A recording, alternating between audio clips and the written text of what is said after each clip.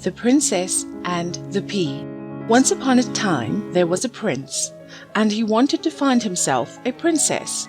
But she had to be a proper princess, one with a long bloodline, one who had the decorum and prestige of royalty. The prince travelled all the world over to find one, but could not find a princess who was indeed the right fit. There were princesses enough, but whether they were real, proper princesses, he could not quite be certain. There was always something not perfectly correct. One did not speak as though she had the proper education. Another was too tall, another too short, and another too sombre. And so the dear prince returned home disheartened and fatigued. "Oh, I shall never marry," cried the prince. "Oh, do not speak so," replied his mother, the queen. "We will certainly find you a princess who is not just perfect, but worthy of you, dear son." One evening there was a terrible storm. There was lightning and thunder, and the rain poured down. It was quite fearful. The storm raged so violently that no one at all could get any sleep. Amidst the shuddering thunder and the flashing lightning came a knock at the door of the royal family's private sitting room. "Enter," called the queen.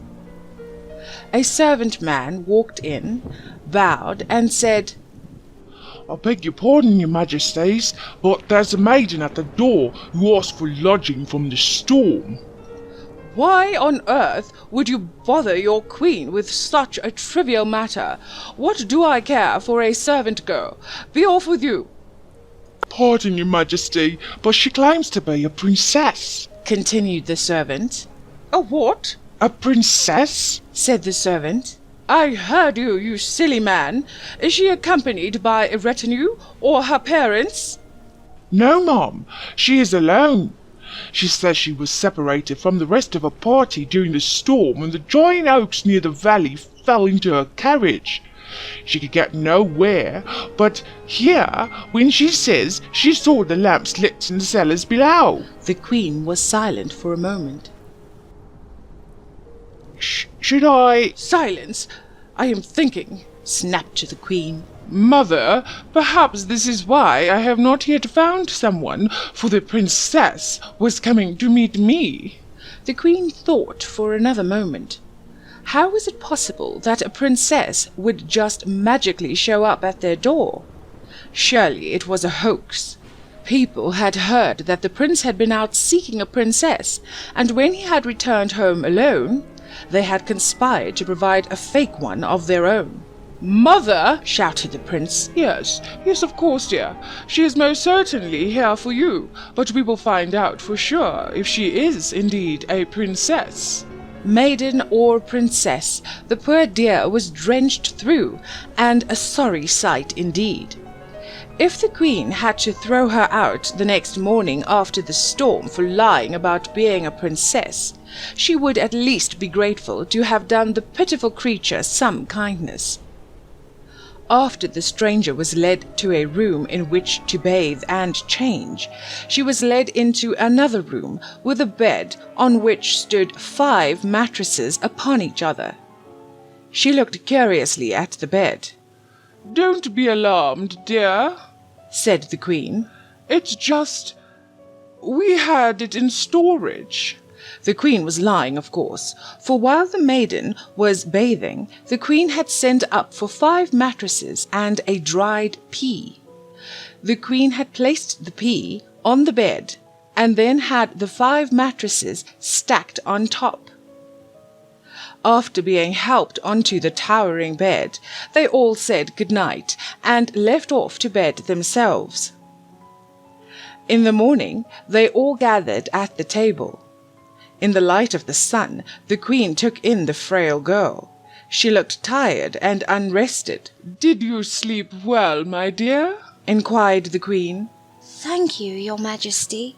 I am most grateful for the lodging that you so graciously provided me, and the shelter from the storm was very much needed. Yes, child, but I asked if you slept well. Please do forgive me. I am most grateful indeed. However, I could not sleep very well at all. The Queen's eyes widened a little. Then she shrugged. Perhaps a long night rendered you unable to sleep soundly. Perhaps so, your Majesty.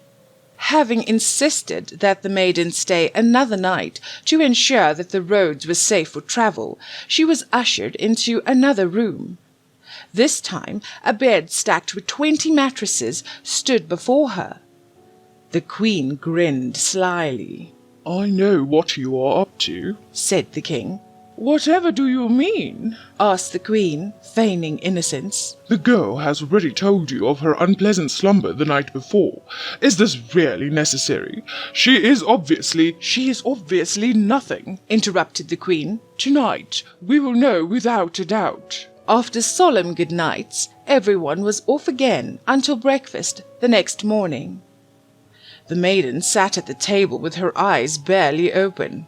Oh, my dear, you look simply awful. Did you not sleep well? Forgive my candor, your Majesty. I mean not to imply ungratefulness, but this is the second night that I was not able to sleep a bit, and I am so very tired. Oh, poor dear, said the Queen, finally satisfied. What happened? There was something so very hard in the bed that I am bruised all over, as if I were asleep on a boulder.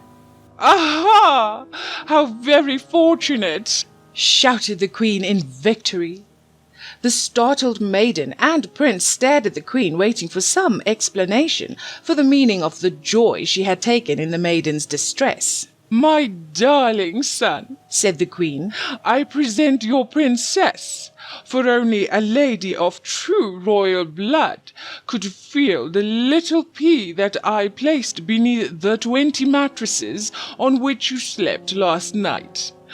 Do forgive me, child. I had to have no doubts. Nobody could possibly have such a tender skin but a real princess. So the prince and princess were married after the dear princess slept a good night on a bed without a pea, and the two lived on happily ever after.